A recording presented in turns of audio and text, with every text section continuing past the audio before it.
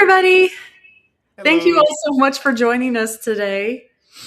This is going to be a fun one. We're talking all about tomatoes. I love it.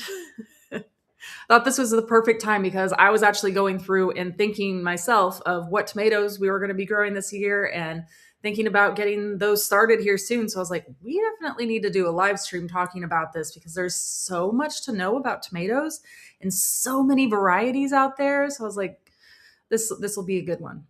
Yep. So if you're trying to figure out what tomatoes to grow, this is the spot for you. We're going to talk about the different types of tomatoes. We're going to talk about the varieties we're growing this year, why we picked those out, and some new ones we're trying, and what we're excited about with them, and some reliable ones that we pretty much grow every year. So there's a couple of different ways we grow tomatoes. We're going to cover all of that. We're not going to go too in depth on all the stuff behind growing tomatoes. Today we're going to talk mostly about picking out the right tomatoes and planning for tomatoes, and we'll take you through the season on growing it once we get further into there. But it's time to start seeds for tomatoes now for a lot of us, so it's time to buy them. So Exciting.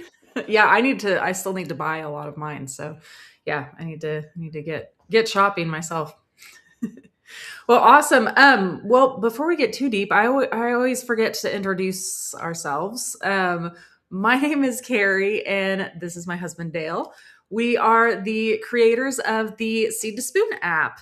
And if you don't already have it downloaded, thank you for popping that up. There you go.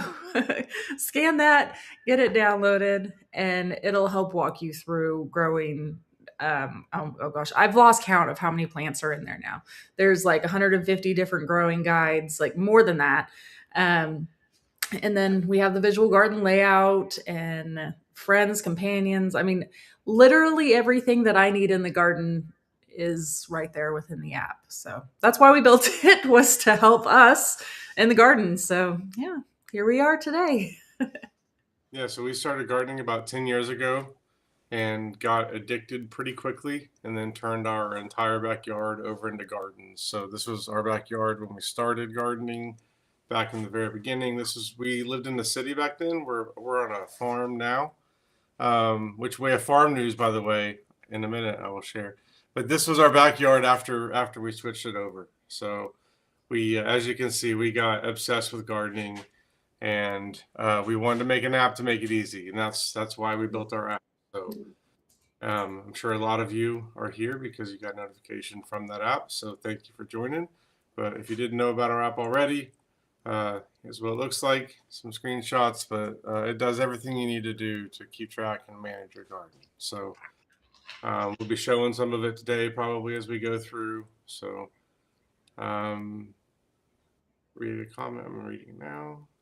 Oh yeah, I just popped up a comment from someone. Yeah, I love the friends and enemies Nice. list myself too, because seriously, I whenever I'm out there planting the garden or planting, like I'm always looking up. I'm like, okay, were these friends again? Like I have most of them memorized. I feel like at this point, but there's so many to know too. That yes, it is so helpful, and I'm So glad it's been helping you too. before I forget, farm news. We have new baby sheep. We do. They're They were born today. Oh, I was like sitting here getting everything ready for the live stream, and I was like, I hear something. I went running out there, called Dale. I was like, babies. I'm aired over my computer. I'm gonna see if I can pull it up here.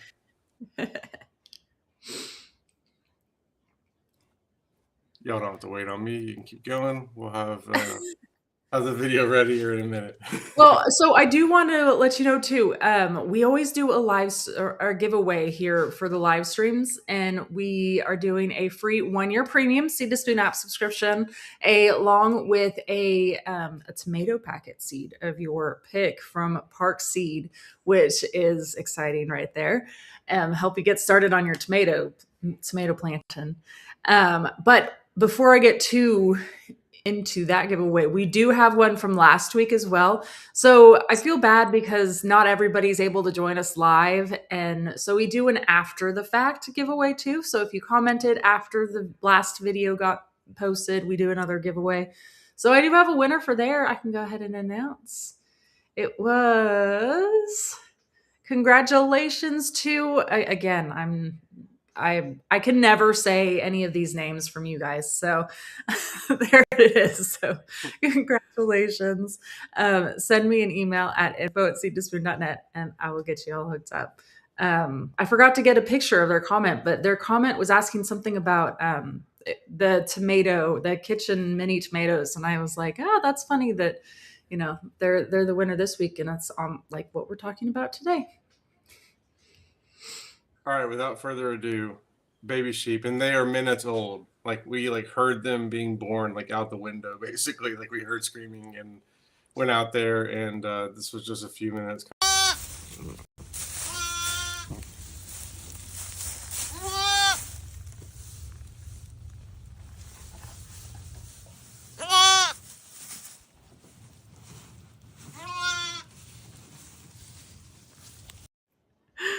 Oh, Yeah, they're so cute.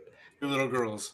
So it's fun time on the farm. It's the time of the year when there's a lot of babies being born, and we've been kind of going out there and kind of waiting for it because we know that they're about ready. So it's a fun time of year. We'll have some more goats being born here soon, and yeah, it's fun. So Got the question if we milk the sheep. I have never milked our sheep. So, but I have milked the goats and we do milk them, but I have never milked the sheep before. yeah, the sheep are just lawnmowers for us and pets. They're friends also. So bandmates in a way. When Carrie and I were working on like songs together, we'd go out there and practice for the sheep. So yeah, it's they're just our friends at this point. They're fun. Okay, Anyway, tomatoes. yes, tomatoes. I know it's exciting. We had a fun right before this live stream. We were excited on that. So it's fresh news. Yep. Okay, so let's talk about what kind of tomatoes you should grow. So when it comes to tomatoes, and we covered this a little bit, but as we're going through, comment, and then you'll be entered to win another giveaway we're doing at the end of this live stream today. So comment with whatever you want, and that'll enter you in the contest. Okay, so determinate versus indeterminate. You're going to hear these two terms a lot with tomatoes, and here's basically what it means. Determinate means it's going to be a bushy tomato that grows to a determined height and then pretty much stops and gives you a bunch of tomatoes. Sometimes that can be like one round, sometimes it's 2 rounds. Just depends on the variety and the timing and the weather and all sorts of stuff. But that's basically how they work. And a lot of time, that's how you get tomatoes that are made for canning or for sauce. A lot of sauce tomatoes do really well with this. It's my favorite kind of tomato. It's what we grow a lot of. We grow a lot of all the tomatoes, so I should just stop saying we grow a lot of it.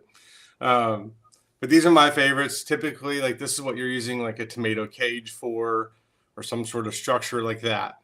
You see those tomato cages, it's made for those. So we'll go over varieties here in a minute, but that's basically what bush tomatoes are. And then indeterminate basically just means vining. So those will keep on growing and producing all season. And if it doesn't freeze where you are, they'll just keep on going because they're perennials.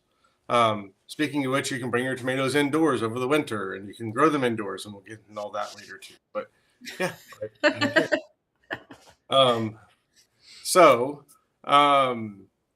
Vining tomatoes, that's where you're going to need like a trellis. Like we're growing those on cattle panels, or some people do like the Florida weave method, or there's all those different methods of vining. It takes more work, and it can be a little more challenging sometimes in places where you have really hot summers that with like brutal hot winds like we get here.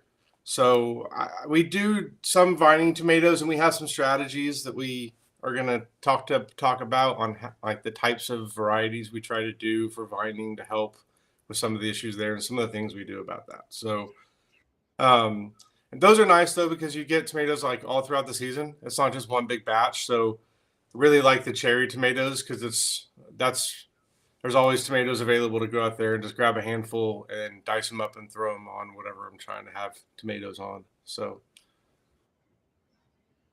yeah, so I didn't get to read that comment before it went away. Oh no, I'm just popping up a few. The people like to do a mixture of both. Gotcha. Um, I saw this one, and I mean, Park Seed has a whole bunch of small tomato varieties, as you can see behind me. So this one right here is one of their kitchen mini tomatoes, and it's in a 1 gallon smart pot, and it's like a year old at this point. It's doing amazing, and still giving me a whole bunch of different ones. But yes, we will talk about some smaller. I think actually with the next slide we can pop over and talk a little bit about the small container varieties that you can do too. Um, and these are honestly like some of my favorite ones. I'm going to pull up. So the this kitchen mini Siam, I absolutely love this one. And then the kitchen minis red velvet as well. They are both real small and compact. They get to be like a foot tall. I mean, like you can see it back here. Like this is the max height it's growing. And they just are amazing. I absolutely love them. And they will give you a whole bunch of little cherry tomatoes. But like I said, super tiny, very compact plants, perfect for container, perfect for indoor growing if you want to do that. We're even growing some in our green stock towers right now. They're just the perfect size for all of that. And then I do really love this patio choice yellow tomato variety too. And this is another real small, compact one. It is a little bit larger than the Kitchen Mini, but I mean, I say a little bit larger, but it does not get large at all. It's like 2 feet maybe, you know. But I have this one growing, and I wish I got a picture. You might be able to see it actually behind Dale because it is in your background because it's in one of those little saddle things right there that's like up against that yeah, but it's growing really good. It's in one of those little smart pot pouches up against that wall, and it's doing amazing and giving us so many like beautiful this yellow tomatoes, and yeah, I love them. Yeah, these have been so cool to grow because normally we think of tomatoes being super seasonal. We can only have them certain times of the year. We've had them all winter. We have them no matter what time of year it is by growing them indoors like this. And now, obviously, this isn't how we're getting our tomato sauce. We're still doing that in like the main growing season. But for all the times where I want a couple of tomatoes to dice up and throw on a wrap or a burrito or a burger or taco or all the different things I like to throw tomatoes on, they're always available. They're always right there. They're super ripe and fresh and just taste incredible.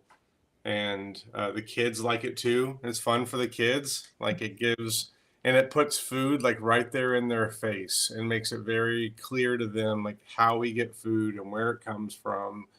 And they're living with their food. And I think that's a really important thing that I think that our kids like live with their food in a way because they really intrinsically understand where this stuff comes from and they have no problem eating this stuff. And I think that's Yeah, why. they watch us. Like last night we had like some hamburgers, and we have like mustard leaves growing and lettuce and spinach and all that. And I was out there harvesting, and then our 8-year-old comes out there and with some scissors and starts cutting some greens too.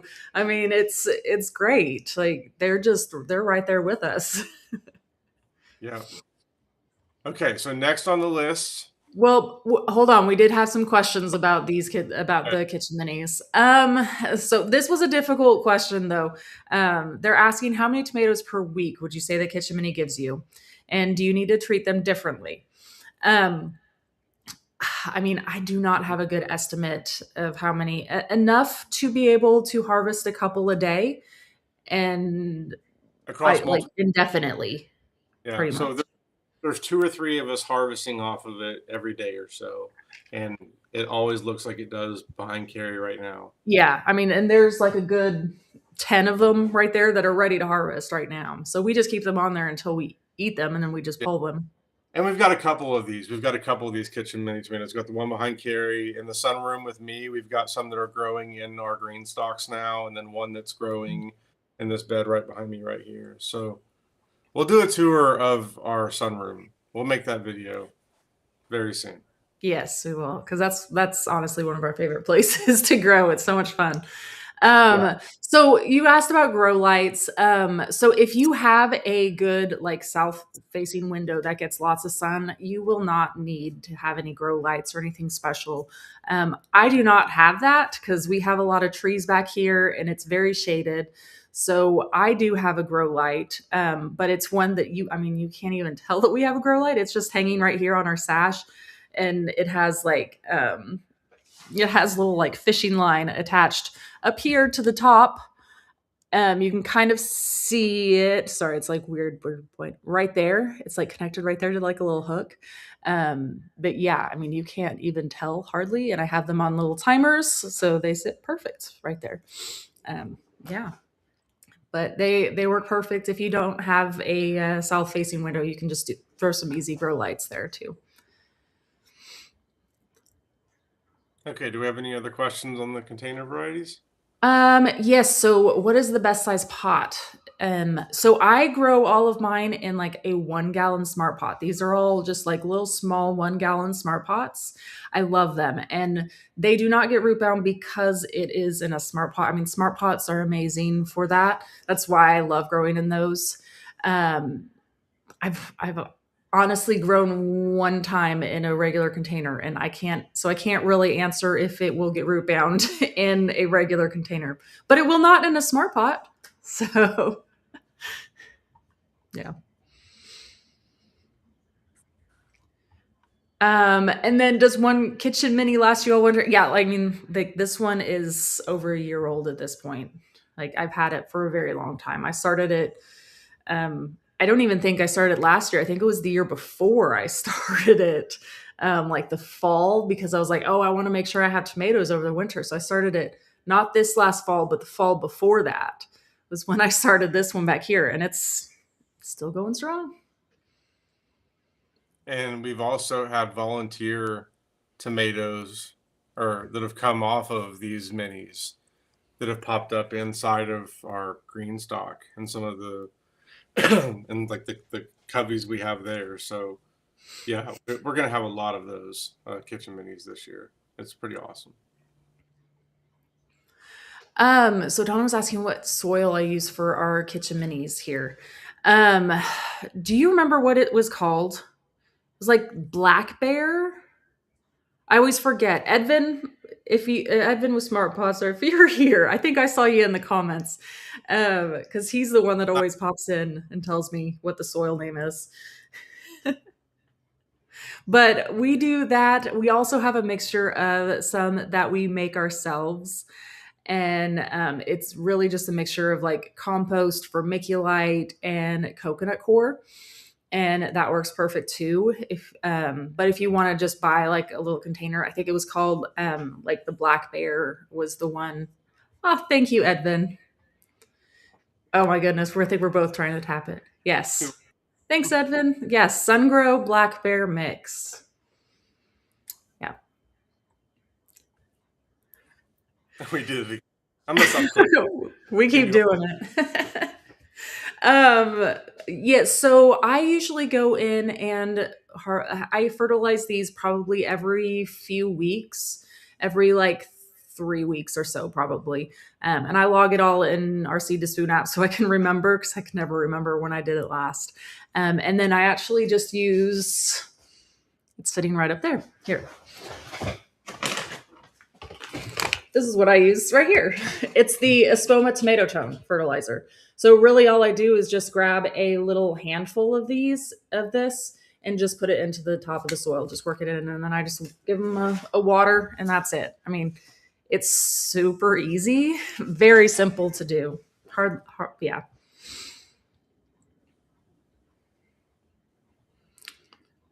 Okay. I think we covered them all. If we get more questions, we can come back to it too. Okay, so determinate varieties. Now that we're done talking about my little tiny tomatoes that I love.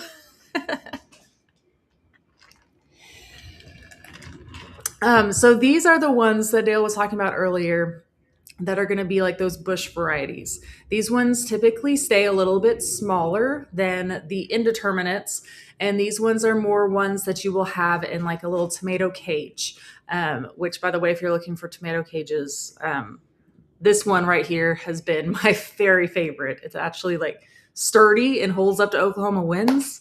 It's amazing. Um, but yes, so these ones are ones that if you just put them inside of a little cage, they will grow about the height of the cage. They usually, I mean, they don't get too tall and will give you a really good harvest typically at one time. Here, let me pull up some of these links.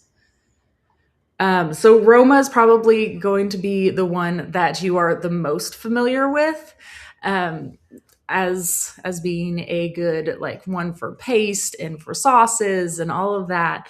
Um, this Parkseed season starter mix is a really good one too, because this one will go a lot faster. So it will be one of the first tomatoes out there to give you a harvest.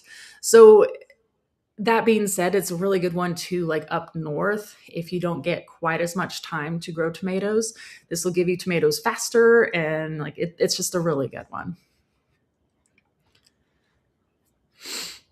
And then, I mean, these are all just really great varieties. I don't, I could say like the same things probably for all of these. I mean, the Legacy, the Better Bush is right here too.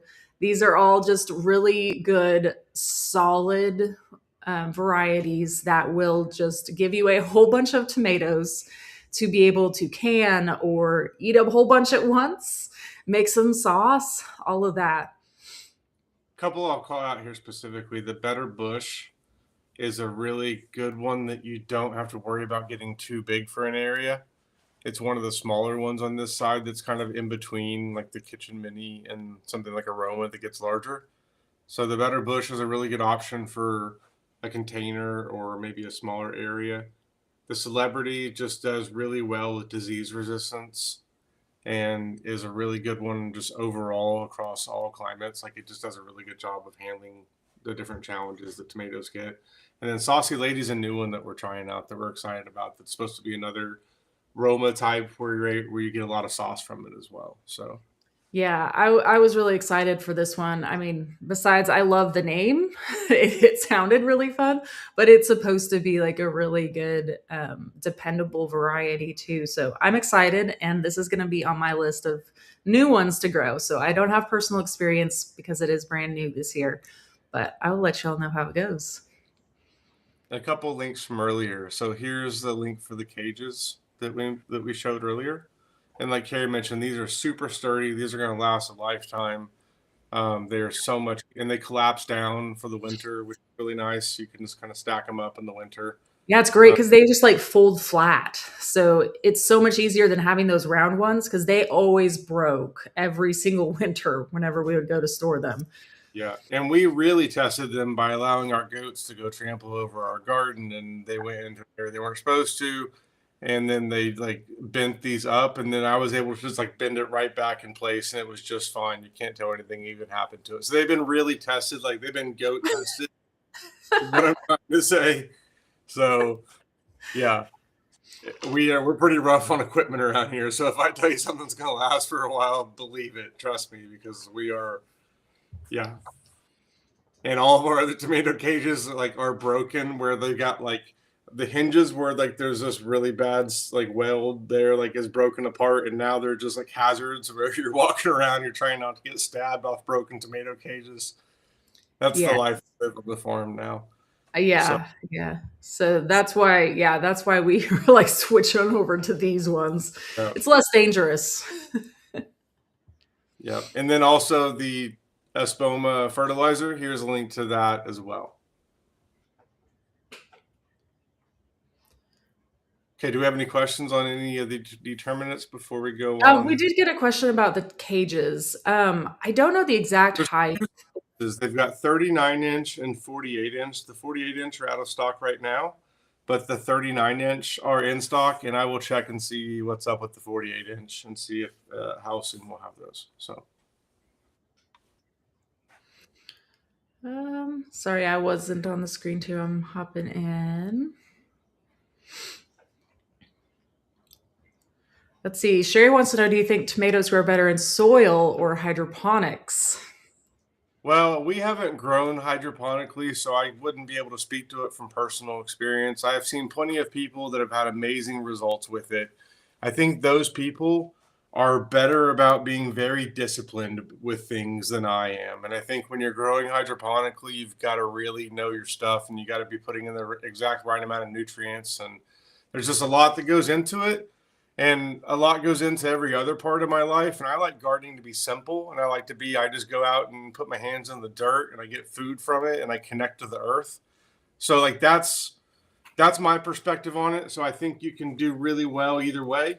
And some people love doing the hydroponic way. And maybe at some point in my life, I'll be done trying to figure stuff out on computers all day. And I'll have like the mental capacity to go figure stuff out on computers in a hydroponic system. So, but right now, I just like connecting with the soil. So I think you can grow tomatoes either way. And I've seen success both ways. I think the easiest way is in the soil, the easiest way is in a smart pot, because then you have more control over the soil and you can move that tomato around if there's a hailstorm coming or a tornado coming or whatever else we got in Oklahoma that's coming. So that's those are my thoughts on that question.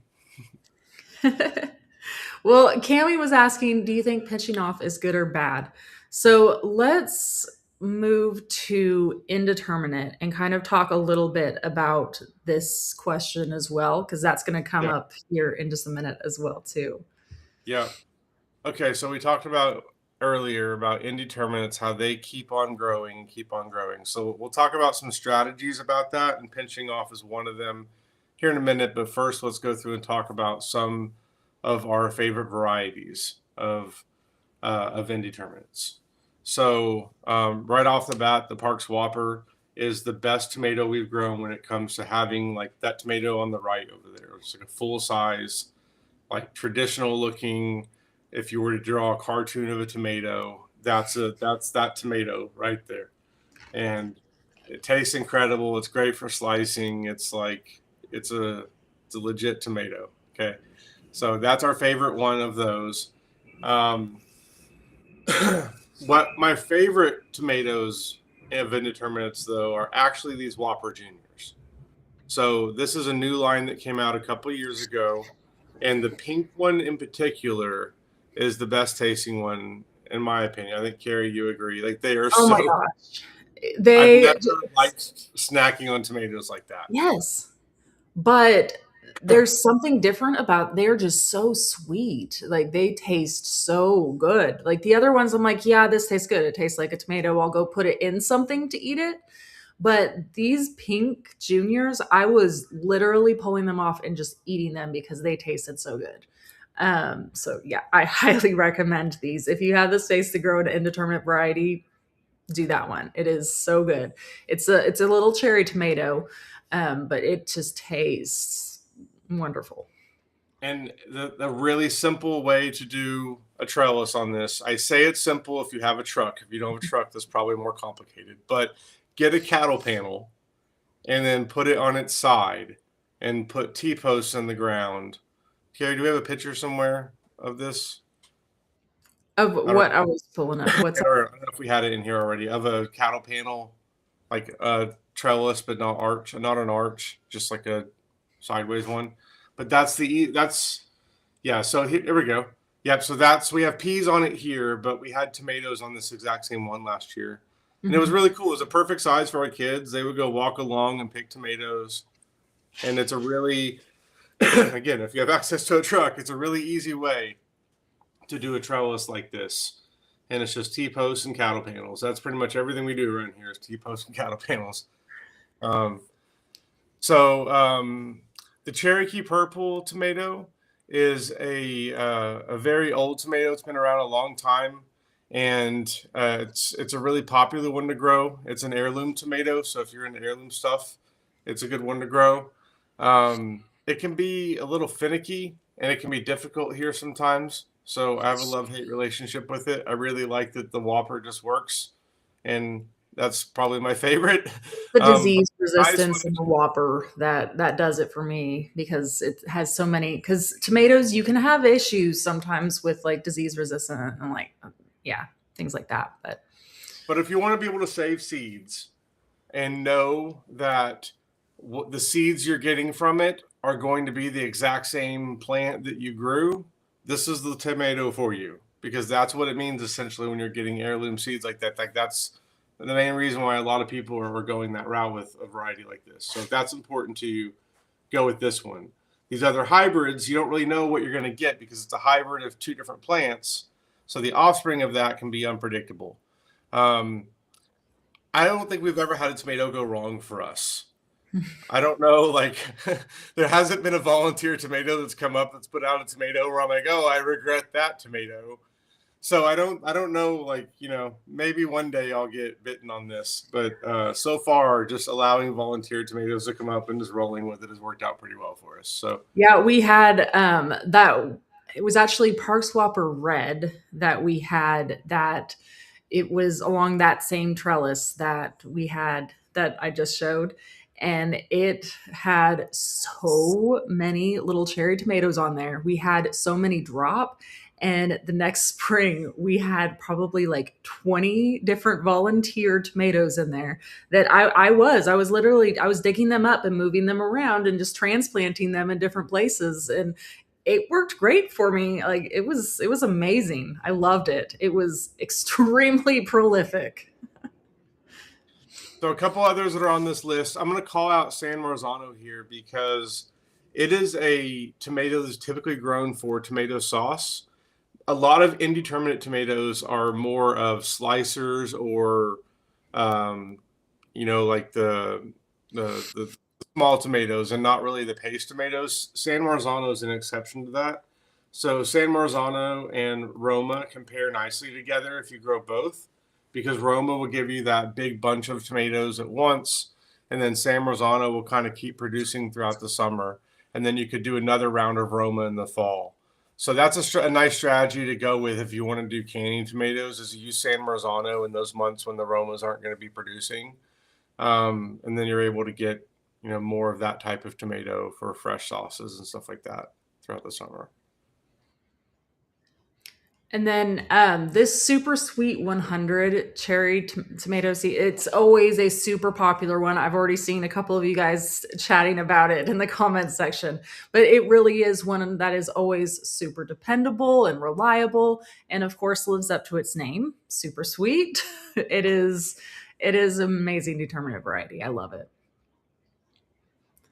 And then I, of course, have to talk about black Krim tomatoes. I grew these for the first time last year. Oh, they were so much fun to grow and they were beautiful too. It's so unique. That's why I like growing the Cherokee purple too, just because they're unique and they look different. And I love growing these ones because they just taste so good. I really liked the black Krim ones. So I'm definitely going to be growing the black Krim seeds again this year. I want to call out too. This is one of our seeds that are under $3, and there's a ton of seeds on our website now that are under $3. If you go to the deals section on Park Seed, there's a seeds under $3 section. So go look in there because there's a ton of really good deals. You also get flat rate shipping on seed only orders. I think it's like $5.95 shipping for seed only orders. But if you order over $75, you get free shipping.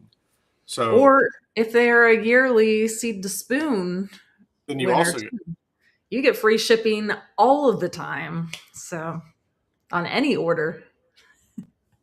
might be one of you guys with this giveaway today. Do you want to show them real quick how to find that on the website? Yeah.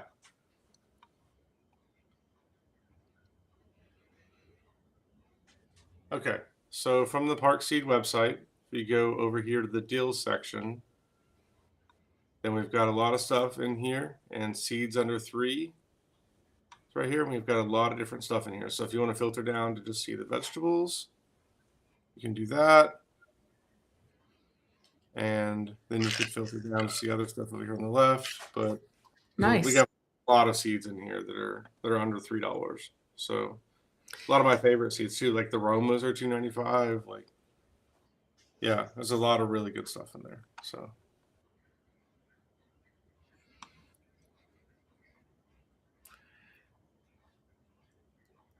Yes, I absolutely agree. They are very unique looking and beautiful. I love them. And they're another like real they were pretty large too, so I love them. So I know we promised to talk a little bit about pinching off. Um so with indeterminate varieties, there is here, let me go to the next slide. Oh, nope, it was the slide after. There we go. So whenever you see this little picture right here, this is a tomato growing up. So that number one right there is just like the main stem of the tomato plant growing straight up. And this is kind of how the indeterminate varieties grow. They just grow up and then they start making these branches, like the number three. And then they also do what's called suckers, the number two right there in the middle. A lot of people do go through and pinch off these suckers. Now there's benefits, like there's pros and cons to both sides. There's I mean, it can be good to leave them going because you get extra tomatoes, just maybe not quite as large, too. It can kind of get to an out of control plant sometimes, too. But also at the same time, if you remove all of the suckers, then you will just only have like this one little branch going up. So it's like it's I don't know. We like doing a mixture of it. So we don't go out there and religiously pull off every single sucker. We will pull off some of them, but it is a fantastic way to get extra tomatoes too. Because if you just pinch off that little sucker right there, pop it into a little glass of water, and it'll grow some roots for you. And you can plant that. It's amazing. yeah, and another way to think about whether or not you let them grow, a lot depends on your climate and how hot it gets. So, like the square foot gardening book talks about pruning down to like a single stem for tomatoes. And that works fine in Michigan. It does not work in Oklahoma because in Oklahoma, that tomato is baking in the sun. And the tomato has grown forever by having all the other leaves around it to help insulate it and protect it from the sun. So if you're going to grow a single stem method in Oklahoma, you really have to have shade cloth or something around the tomato or something like that to where you're able to protect it from the sun in the afternoon.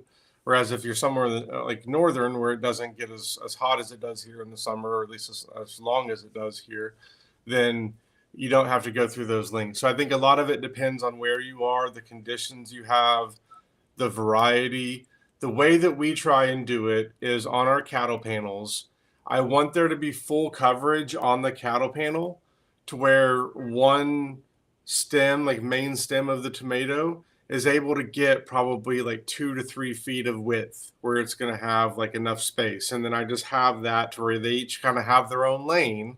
And once the 4 or 5 like main lanes have been established, then I'm pruning off the suckers from there. And like Carrie mentioned, we're going to be rooting those and putting them other places in the garden, or just like a lot of times we're taking the suckers and then rooting them and then having them as backups in case there's a hailstorm or a random cold snap or whatever happens that can take these tomatoes out. We've got backups of these tomatoes. This is like this computer guy be coming out. We're taking backups of our plants as they're growing, basically. But that's really the way that I look at it is like, okay, let's go grab a backup of that plant while it's still doing good. And then, if we have disease issues pop up or whatever, then we're not starting from square one with seeds again. So, another way that we found to root suckers if they're small enough, if you have biodome sponges where the seeds did not sprout, we're saving those and then cutting like an opening on the side so we can put one of these little suckers in there. And it is the best way we have found to root these suckers. It has been amazing. Or like just transplant tomatoes that we're pulling or whatever it is that we're trying to root like that, rosemary, like all of it. So that's a great way to use if you have any seed pods that the seeds didn't germinate in and then you don't want to reuse it for a seed again, then you can you can do that with it. So, or just, I wonder if yeah, I think there's a lot of ways we could use those for us. Yeah, what we've done in the past is literally just like I'll have like a flower vase or something, and I'll just pop them into there and just let them sit for a bit, and they'll just start rooting. Okay, so coming back to the slide before now, so growing from seed.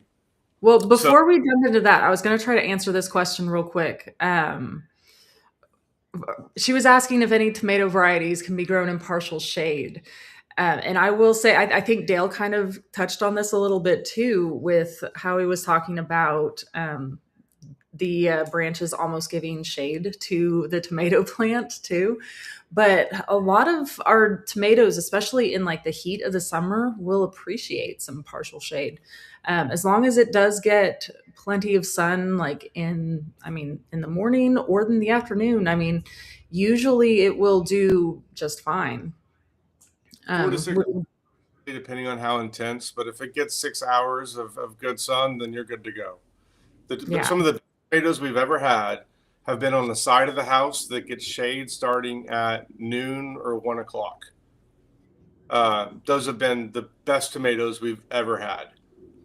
So that's really like what started 10 years ago now, almost, like our thoughts on tomatoes. And like, oh, because like when you hear about tomatoes, it's always like every picture of growing tomato has like a giant picture of a sun on it, and it's like, yeah, they love heat, and it's like, not really. Like, they come from the forest. Like, if you really look at where tomatoes come from, they come from growing in the forest and like being shaded and like filtered and like getting some sun. Like, that's not really um yeah, so this is a great point here. The shade also keeps the fruit from splitting in the heat. Like, it makes a big difference. I've seen people. There's I don't remember the name of the channel, but there was a channel that did a experiment where he had tomatoes growing side by side, one with shade cloth, one without, in smart pots, and the difference was just astronomical. Like the difference it made. So that's one of the big things we do is we either do shade cloth, or I try and,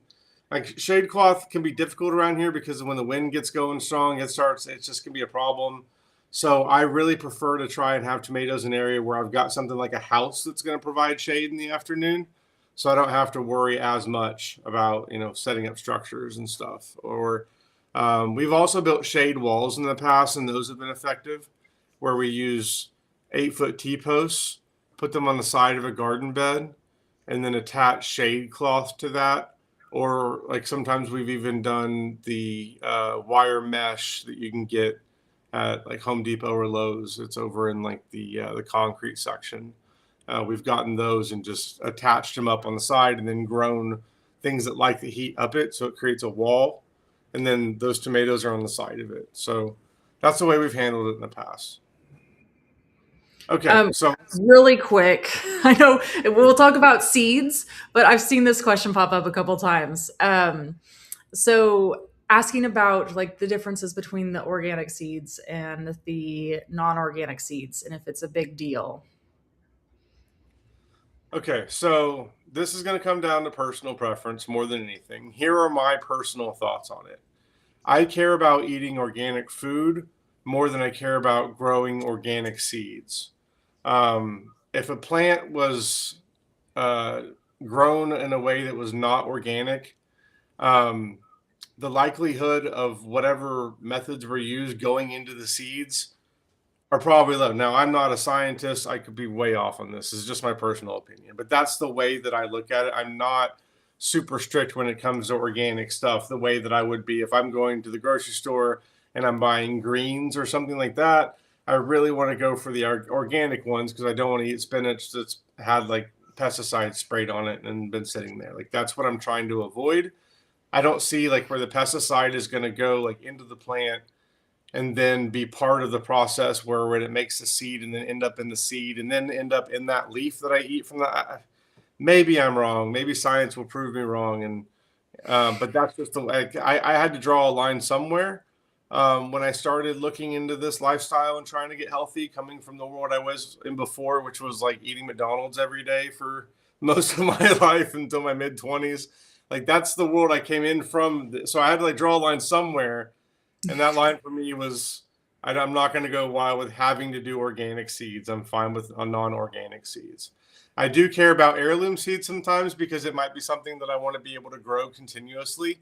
So if I'm planning out like some sort of a crop, so say for example, I wanted to have corn that I wanted to grow continuously for a long time, and I wanted to be able to save seeds and just know I've got a bunch of corn, I'm going to go with heirloom for something like that. But it's more of a strategic decision than anything. So it's probably a longer answer than I needed for that question, but hopefully the okay. So growing from seeds. So I cannot recommend enough using a biodome when it comes to growing tomato seeds. It makes it so much easier and it makes it so much faster, especially when paired with a heat mat. Tomato seeds can take a while to germinate if they don't have warm enough temperatures, if they don't have the right humidity. Again, they come from the rainforest. Like they like those like really tropical environments, and the biodome gives it exactly that. Um, we start our tomatoes in this. This isn't the cell size we start our tomatoes in. We usually start them in a little larger cells, and then we will up pot them. We try and limit how many times we up pot. We try and up pot only once. So we try and time our tomatoes so that we start them in here, and then once we move them into another container, we don't have to move them again until they go out into the garden. So the way that we did that last year was basically we moved them directly into 1 gallon smart pot transplanters. I think we've got those, or at least we did, where we could pull them up. Yep, right here. So these little 1 gallon transplanters were awesome. And the sides fold down so you can transplant easily. We just moved our tomatoes directly into these, and they lived in these until they went outside. And we had a big rabbit tray that I put all these in. And then in our garage, we had grow lights that we had hanging there and just had them in there. And that's what we did with our tomatoes last year. So I didn't want to have to up pot more than once. Frankly, I just don't have time for it. But also the plants don't like it either. So I just figured let's do what's best for both of us and we'll skip all that. So that's the way we handled it last year. Heat mat makes a big difference. I will say if you're going to use a heat mat though, make sure that you get a thermostat. And I know we had a QR code for it here at some point, but I don't see it. It's on the website. Let me pull it up. Cool. Oh, that's the heat mat itself. Yeah, Okay. that's the heat mat itself. That's what I was adding, and then I'm Okay. looking to see. Yeah. I'll show it on the website. Oh, Here it's is, right here. you found it? Cool. Yep. Yeah. So this is crucial because if you don't have one of these, that heat mat's just going to always be running and it gets really hot. It gets hotter than you realize. And it's going to fry your plants and they're not going to do well. So make sure you get one of those thermostats and then you can control what the temperature is.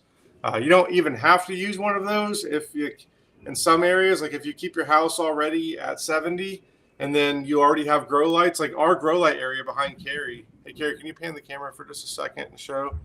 So that grow light area is like 80, 85 degrees just from the lights and all being concentrated and everything being there. So we don't even have to use grow mats or the heat mats there because it's indoors and it's fine. In our garage, though, we have to use heat mats because it's cold out there. So if we want to start anything out there, we have to use heat mats. So it just depends on where you're doing it. I've also heard of people putting, and the heat really matters most when it comes to germination. So like I've heard of people putting their tomatoes or peppers near an area like a TV cabinet that gets really warm or something, and then letting them germinate there, and then taking them out once they germinate. So.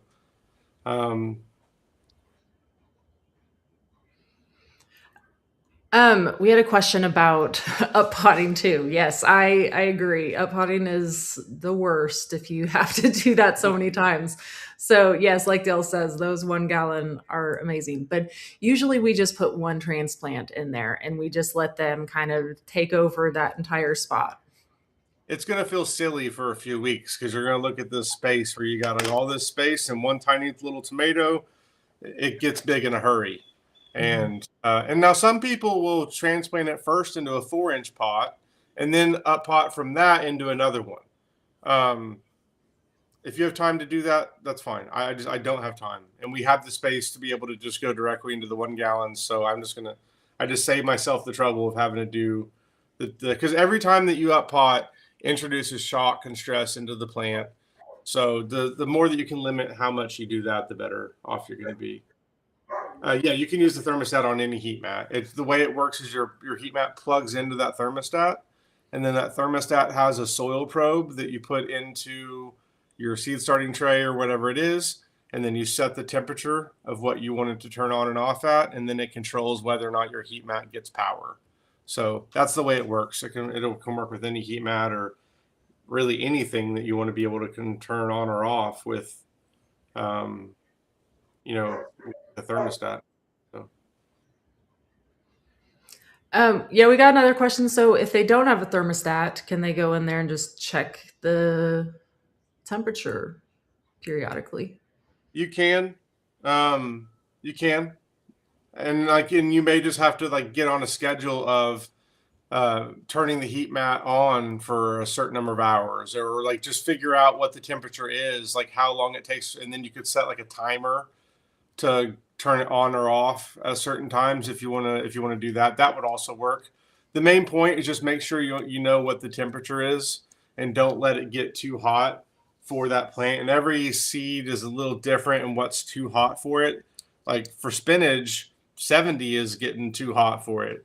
We're struggling to germinate seeds at 70 with spinach, whereas peppers like it all the way up to 90 to germinate. So it really just depends on what it is.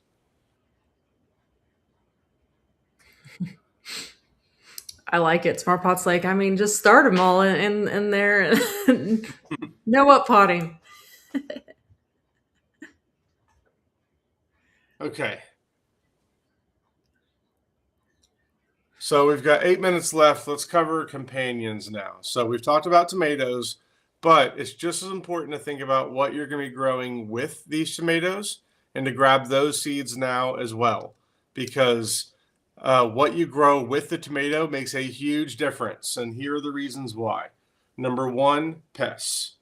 If you grow things like basil and marigolds and garlic, Nasturtium, calendula, yeah, all these things here oregano. around tomatoes, it will make it harder for the pests that like tomatoes to find that tomato. So it's kind of blew my mind when I first learned this, but I mean, this makes sense when you think about it. Pests basically find what they're looking for through, among other things, their sense of smell. So if you have a tomato plant that is surrounded by a bunch of very strong scented other things that pest doesn't like, then it makes it, or it basically camouflages your tomato. It makes it hard for it to find it.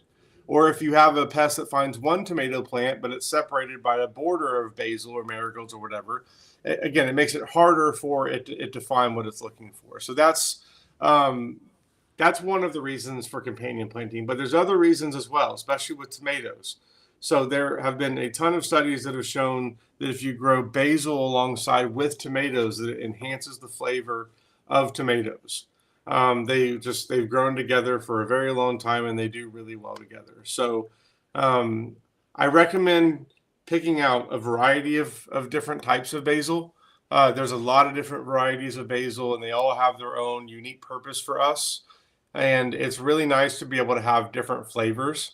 So that's one of the great things about basil is you could have something like a lemon basil and a cinnamon Thai basil.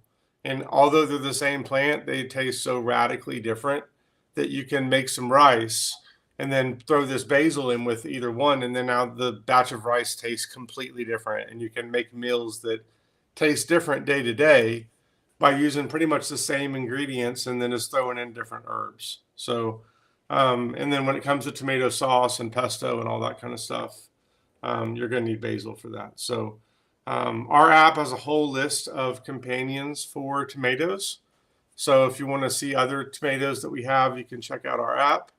And when you go to tomatoes, then you can go to companions and it will show you all of the companion plants.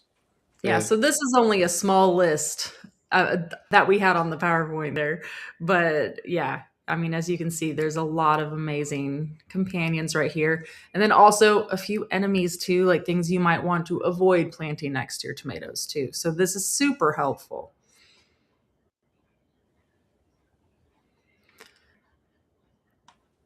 We did get a question that I had just popped up. Was asking which plant that was that repelled the tomato hornworms. That is an oregano. But yes, as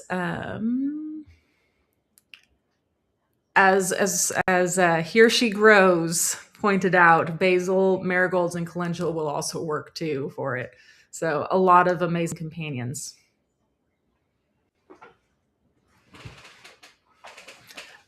Sorry, I have to plug in my computer.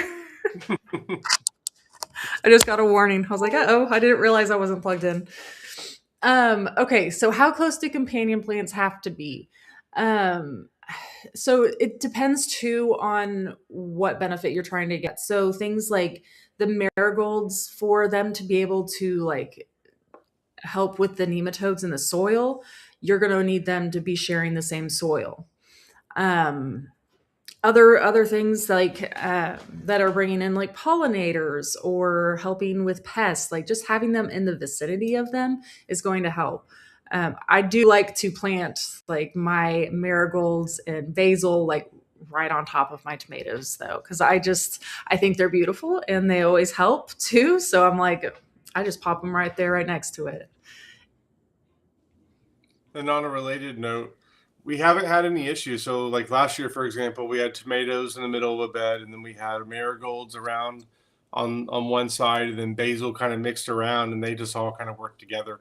So there weren't any issues with it shading out. Now it's also the middle of the summer, so the sun is directly overhead. There's not a lot of shading issues with angles and stuff like that going on. So I think that's one of the things that's going for it. This is the time of year that you're growing this kind of stuff. You're not fighting those kind of issues. You're fighting in the spring and fall where you've got the angle of the sun making it where you're dealing with all these shading issues. Yeah, I love this. I put marigolds everywhere. I do the same thing. I plant a whole bunch of marigolds. I start them indoors so that way I can get a head start and transplant a bunch out. But seriously, marigolds are such an amazing companion plant. Yes, I plant them everywhere too. And then we did have another great question here of, do you wait to plant basil next to the tomato till they're planted outside, or can you start them together once they're transplanted into a bigger pot? Um, so I am typically starting all of my basil and marigolds and all of that indoors as well, even though you don't technically have to. I like to transplant them outdoors at the same time. So, I mean, they don't have to necessarily be growing indoors in the same location, but I do like to get a head start on these companions too. So that way, whenever my tomatoes are outside, I'm not just starting seeds and waiting for my basil to grow or marigolds to grow. I have beautiful plants already that are going and going to be beneficial right away for them and protecting them. It's a more fun garden day when you get to go plant out all the transplants you got rather than go. Absolutely. I mean, it's still fun to plant seeds, but it's still, it's not as fun as when you can take all your transplants out. That's funny. Desiree says, I never seem to plant enough basil no matter how many I plant. I said the same thing last year. So the year before, we had to buy a whole bunch of transplants of basil, and I felt ridiculous because basil is probably one of the cheapest seeds. They are so easy to grow, but I just didn't start enough indoors. So last year, I literally started like I had oh man, I we have these bootstrap farmer trays, and I kid you not, like two full trays of basil because I was like, I am not running out of basil trans. Yes, as you see, like that is what I planted out. So it's probably what, I don't even know, 72. Yeah, yeah. I definitely feel you on that. And time flew today. We're already at 1 o'clock. Oh my gosh, I didn't even realize that. Wow. Okay. Well, that was a great one. My goodness. So many great questions and lots of questions. Let's see. Here we go. Let me pull up winner here. And if we did not get to your question today, Do not forget we have Growbot inside of our Seed to Spoon app where you can go take pictures of issues in your garden, or if there's a bug and you're not sure what it is, or whatever it is. You can ask. You can just ask questions. We've built it to answer your gardening questions. So check Growbot out, and it's something we use all the time as well. I mean, we're always going in and taking pictures, especially this time of year when we have all these sprouts coming up. We don't like to just randomly pull everything we think's a weed because sometimes we're surprised by what's coming up. So there's a lot of taking pictures of sprouts and what is this? And yeah. Okay. Welcome, Amber. Awesome. Yep, we do these every Tuesday, same time, same place. So we're always here chatting and hanging out. Yeah. Okay, so we have a giveaway we're going to be doing for a free 1-year premium Seed to Spoon app subscription. So a lot of those things that Dale was talking about, as well as a packet of tomato seeds from Park Seed. So congratulations. Here She Grows NJ. Email us at info@seedtospoon.net. We'll get you all hooked up with your free subscription along with your seeds. It's exciting. And if you are watching this after the fact, or if you are here right now and didn't win, pop into the comments after this post to YouTube and go in there and leave a comment, and you'll be entered in to win again next week. So, yeah. And one Okay. more time before we go, now's the time to stock up. So I don't know why that hydromat thing keeps going. There you go. So now's the time to stock up on seeds. It's free shipping on any order over $75. And don't forget, it's free shipping all the time if you're a yearly subscriber to the Seed to Spoon app. But we have a lot of deals right now. We have a lot of seeds are under $3. There's a lot of seed collections that we have as well. So if you're not sure where to get started, we got a really good list of a lot of different collections. This zinnia cutting collection here is a really good one, especially. So if you're wanting to get into zinnias, Love it. bulbs as well. We've got a lot of bulbs that are under $10. So yeah. I love it. Harry Warp's asking what the topic is for next week. What do you guys want to talk about next week? I just kind of like come up with it over the week. I'm like, oh, this is what I'm thinking about this week. And I'm like, maybe other people are thinking about it because that's where the tomatoes came from. I started thinking about it and I was like, oh, that's probably a good topic to cover. So leave your comment in this video when after it gets posted or now. Just leave us comments letting us know what you want the topic to be. We'll read them and we'll schedule the event here in a day or two and you'll see. So thanks as always for joining us. I remember back when we did these and it was pretty much me and Carrie talking to ourselves and like maybe one other person that like would join for 5 minutes and then leave. And it was so awkward.